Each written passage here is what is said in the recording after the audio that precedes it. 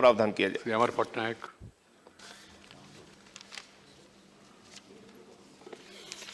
Thank you, sir.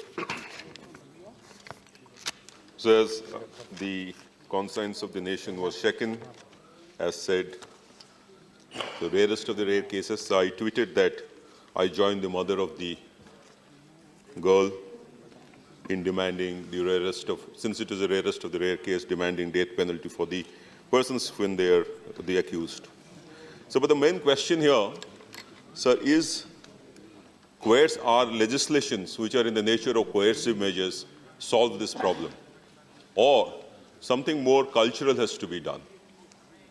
So on the front of legislation again, we have laws, we are making the laws very stringent.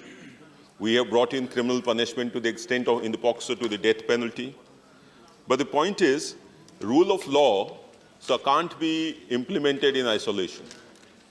The entire ecosystem of adherence to the rule of law is lax in this country. So we have, in this particular case, as I was going through the newspaper, if the person had been caught when he was jumping a license, I think he was trying to, the authorities were checking his license and he could hoodwink them and then go ahead 2 days ago. Had we been able to probably prevent that particular this particular situation could have been prevented had that particular person been caught at that time. So this is one aspect. But the second aspect, which is more important, is the cultural aspects.